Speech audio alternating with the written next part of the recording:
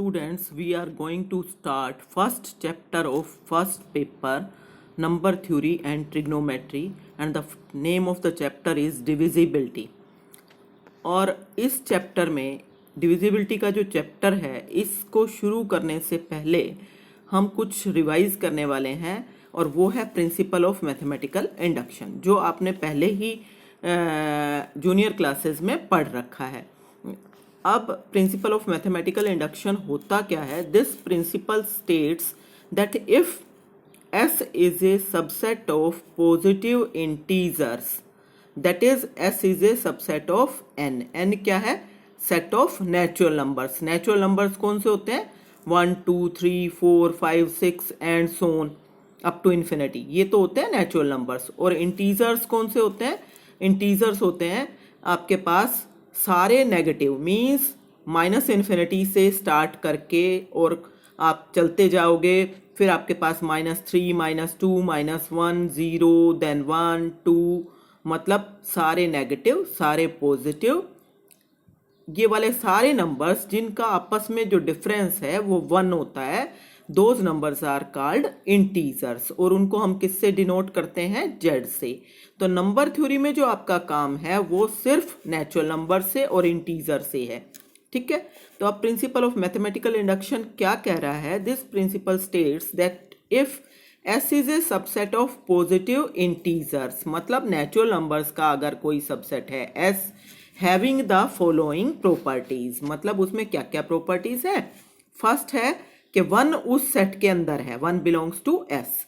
Second property क्या है कि whenever N belongs to S, this implies that N plus S 1 also belongs to S, मतलब N अगर S में है तो N प्लस 1 भी S में है, तो उस केस में S जो सेट है वो N के इक्वल हो जाएगा, ठीक है।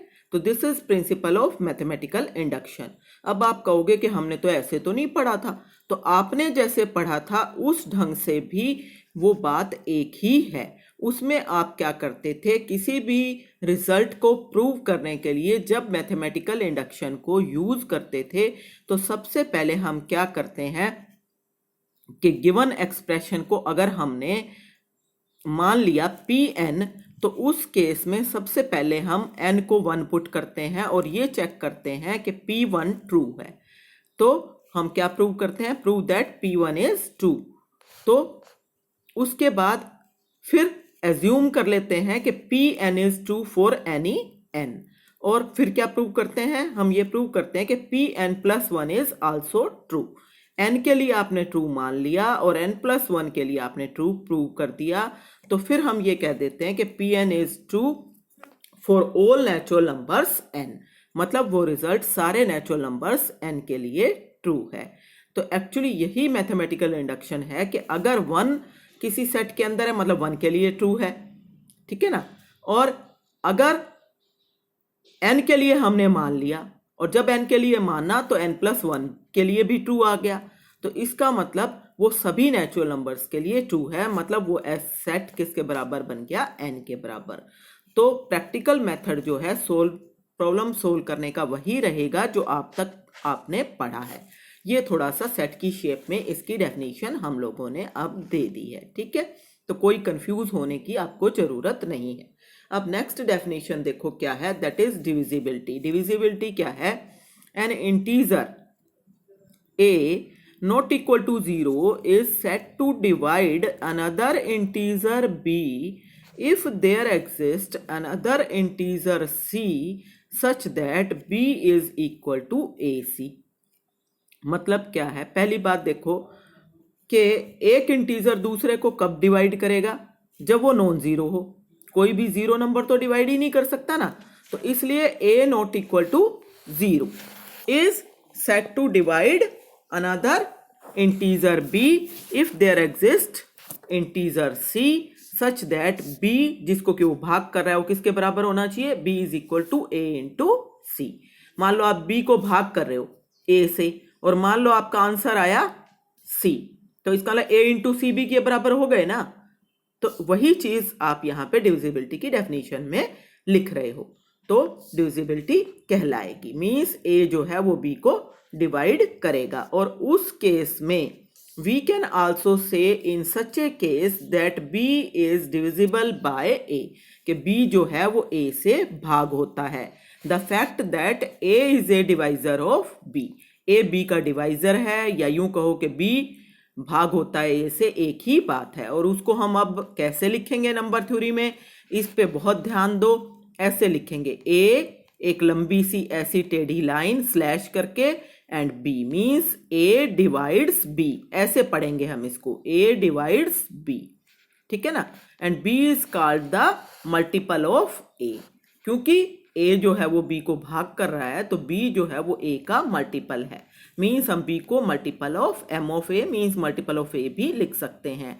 The contrary fact namely that A is not a divisor of B is symbolically written as A does not divides B. मतलब उसको आप कैसे लिखोगे, मतलब उसको लिखने के लिए आपको क्या करना है, ए डिवाइड्स बी वाली ये वाली लाइन खींची और उसको छोटा सा क्रॉस कर देना है। तो ये क्या मतलब हो गया, ए डज नॉट डिवाइड बी, ठीक है। अब एग्जाम्पल देखो, जैसे 13 जो है आपको पता है कि 52 को डिवाइड करता है।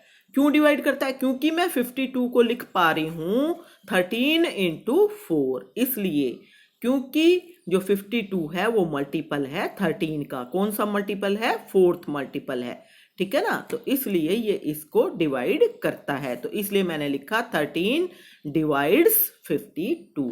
इसको आपने ऐसे नहीं पढ़ लेना है कि 13 बाय 52 या 13/52 ना, इसका मतलब है 13 डिवाइड्स 52, ठीक है। ऐसे ही नेक्स्ट -6 डिवाइड्स 48। क्यों, क्योंकि अगर मैं 6 का टेबल पढ़ूं तो 6 8 या 48 होता है ना, तो -8 और -6 को मल्टीप्लाई करूंगी तो 48 आ जाएगा। तो इसलिए 48 इज इक्वल टू -6 इंटू -8, मतलब ये -6 का मल्टीपल है, ठीक है। फिर 4 डज नॉट डिवाइड 9। क्यों, क्योंकि 9 को मैं कभी भी 4 इंटू कोई इंटीजर नहीं लिख सकती, तो इसलिए 4 डज नॉट डिवाइड 9।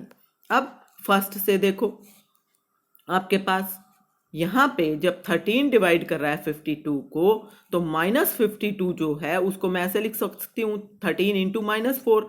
इसका मतलब we can say that 13 also divides -52, मतलब 13 52 को भी डिवाइड करेगा और -52 को भी डिवाइड करेगा। तो इसका मतलब अगर एक नंबर ए बी को भाग कर रहा है तो वही नंबर ए -b को भी भाग करेगा। It can also be easily verified if a divides b, then -a also divides b and -a also divides -b, ठीक है ना। तो जैसे कि आपके पास 13 जो है वो 52 को भाग कर रहा है, तो -13 भी -52 को भाग करेगा और -13 भी 52 को भाग करेगा और 13 भी -52 को भाग करेगा। तो चारों पॉसिबिलिटी आपकी हो सकती हैं, ठीक है। अब a डिवाइड्स b का ये मतलब नहीं है कि हमने ये लिखा हो कि a बाय b, ये मतलब इसका बिल्कुल भी नहीं है, ठीक है।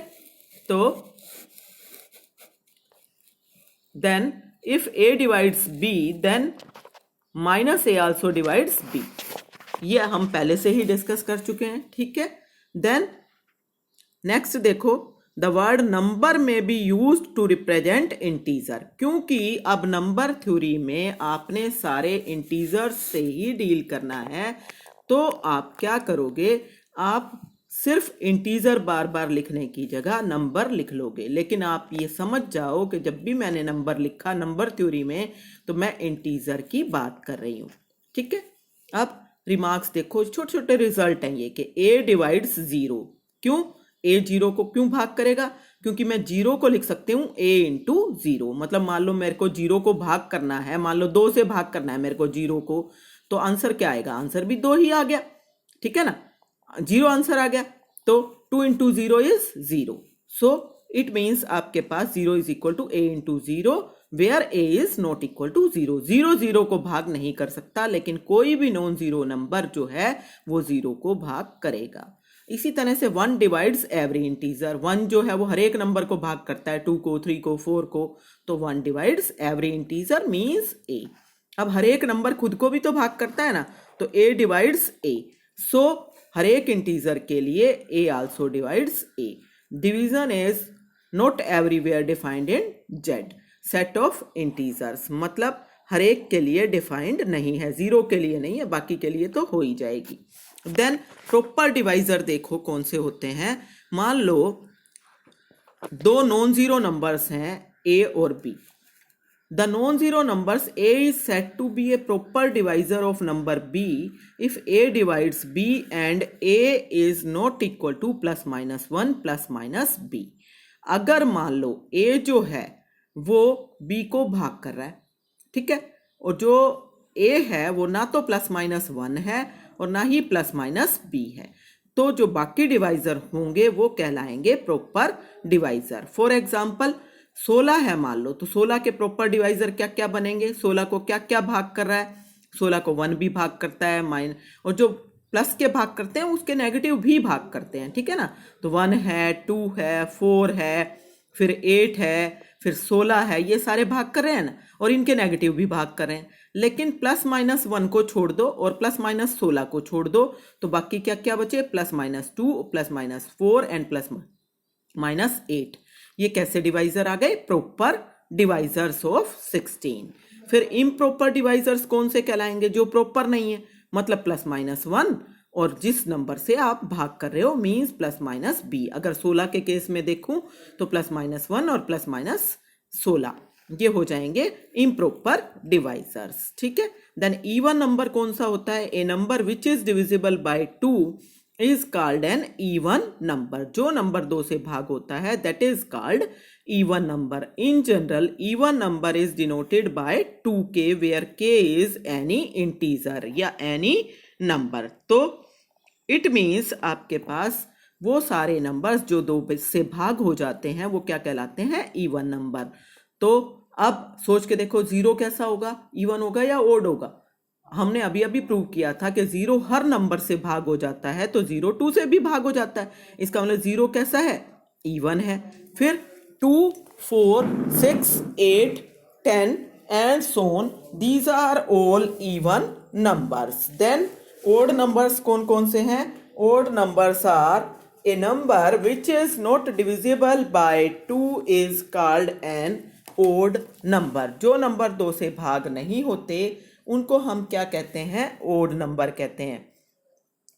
फॉर एग्जाम्पल ओड नंबर को हम किससे डिनोट करेंगे, 2k + 1 से, जहां पे k इज एनी नंबर या k इज एनी इंटीजर। दस ओड नंबर्स कौन कौन से कहलाएंगे, 1 3 5 7 एंड so on। तो ये सारे नंबर्स क्या कहलाएंगे, ओड नंबर्स, जो कि आपके 2 से भाग नहीं होते, those are called odd numbers. And even, अब आपके पास कंजक्टिव नंबर्स कौन से होते हैं, वो नंबर्स जिनका आपस में डिफरेंस 1 होता है वो कहलाते हैं कंजक्टिव नंबर्स। और कंजक्टिव नंबर्स दोनों के दोनों इवन या दोनों को दोनों ओड नहीं हो सकते, उनमें से एक ओड होगा और एक इवन होगा। जैसे 2 और 3 कंजक्टिव नंबर्स हैं तो 2 इवन है और 3 ओड है। सिमिलरली 15 एंड 16 कंजक्टिव नंबर्स हैं तो 15 ओड है और 16 इवन है, ठीक है। अब 2 छोटे छोटे रिजल्ट और डिस्कस करेंगे। The product of 2 even numbers is also N even number. मान लो a और b 2 इवन नंबर्स हैं, आपको क्या प्रूव करना है कि उनका प्रोडक्ट जो होगा वो भी इवन नंबर होगा। तो एक नंबर a को आप मान लो 2k1 और b को मान लो 2k2, जहां पे k1 और k2 क्या है, कोई भी इंटीजर्स हैं। तो उस केस में इन दोनों का product means a into b। तो a इंटू b आपके पास क्या आ जाएगा, 2k1 into 2k2 means 2 common आ गया, 2k1 k2, तो 2 कॉमन आ गया ना, इस पूरे को आप क्या कह दो, k कह दो। इसका मतलब जब 2 कॉमन निकल रहा है तो 2ab को प्रोडक्ट को भाग कर रहा है, तो इसका मतलब ab प्रोडक्ट कैसा हो गया, इवन नंबर हो गया। So product of 2 even numbers is again an even number. Next theorem क्या है, the product of 2 odd numbers is also an odd number. 2 odd numbers का जो प्रोडक्ट होगा that is an odd number. अब a और b 2 odd number मानने हैं तो a और b ओड नंबर मैंने बताया था 2k + 1 टाइप के होते हैं। तो a को आप मान लो 2m + 1 और b को मान लो 2n + 1, ये अलग अलग लेने हैं। सेम नहीं लेने, कोई जरूरी नहीं है सेम आए दोनों में नंबर। अगर के यहाँ ले लिया, के यहाँ ले लिया तो ए इक्वल टू बी हो जाएगा, जरूरी थोड़ा है दोनों ओड नंबर सेम हो, तो इसलिए डिफरेंट लेने हैं। Where m and n are integers, तो उस केस में ए और बी का प्रोडक्ट निकालो। वो क्या हो गया, 2m+1 इंटू 2n+1 मल्टीप्लाई करो, that is 4mn plus 2m plus 2n+1। इन पहले वाली टर्म्स में से 2 कॉमन है, तो ये हो गया 2mn plus m plus n+1। तो इस तरीके से आ गया, दिस इज 2 इंटू के, इस पूरे को आप क्या मान लो k एंड +1। तो वेयर k की वैल्यू क्या आ गई, ये वाली वैल्यू आ गई, तो इसका मतलब 2k+1 टाइप का बन गया ना अब। सो ए बी कैसा हो गया, ओड नंबर हो गया। So product of 2 odd numbers is again an odd number. Then अब आप देखो, product of an even number with an odd number is an even number. अगर ओड और इवन को मल्टीप्लाई करेंगे तो इवन आएगा। मान लो ए कोई इवन नंबर है और बी ओड है, तो ए किस टाइप का हो गया, 2m टाइप का, बी किस टाइप का हो गया, 2n+1 टाइप का।